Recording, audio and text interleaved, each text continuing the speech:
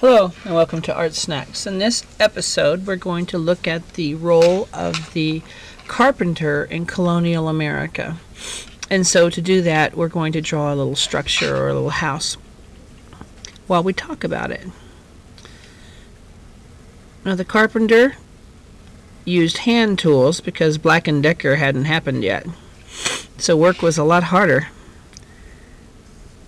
Everything was made by a blacksmith, including the nails, which were square nails or cut nails.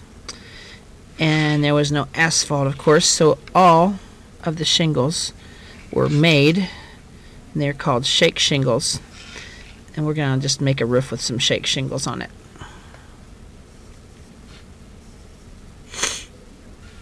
Okay, let's talk a little bit more about that. Most structures were built from wood, with bricks on the outside on some of them, but a lot of people lived in wooden houses, and no tradesmen were more useful than the carpenter. The main business of a colonial carpenter was to cut and join timber and board into sturdy wooden homes and shops. And as these cities blossomed, more and more people needed businesses and homes, and they worked really hard to build the country in the early days. A lot of these old houses still exist now because they were made so well, and that's a real credit to the craftsmanship of the time. This is a person that had to have strong hands to operate some pretty demanding tools.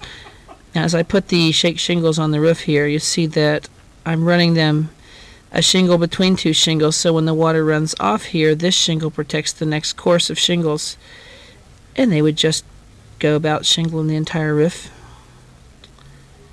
in this way.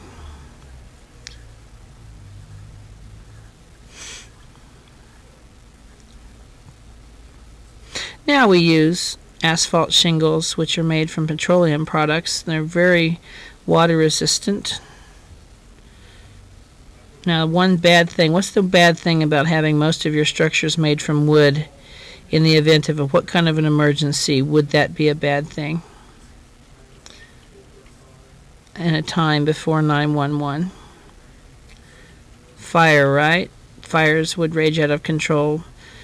These timbers would go up really fast. It was really dangerous. Fires could be. And that was part of life. You see that these are like shake shingles, okay, but the siding on the house, and let's put a window on the side of this one if we had the money to afford the glass, we might want to view. The siding on the house is called lap siding because one piece laps over the other, laps over the other, laps over the other, and the water runs over it without getting inside the wall. Now, the role of a cabinet maker and a carpenter might overlap at times, building furnishings for a house or built-in furnishings from time to time. Or they might make a door, a special door for a house, the carpenter or the cabinet maker, depending. And the house was, as it is today, a source of pride. And it kind of told what economic state the family was in by what they could afford to do with their house. We'll put a little chimney on here, made from brick.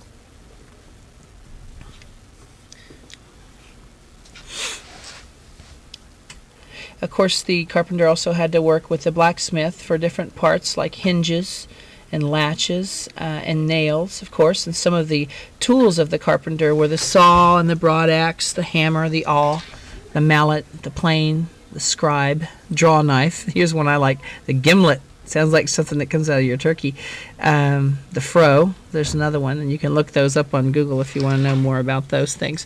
But what we're talking about today is the job of the carpenter in colonial America. We'll see you next time.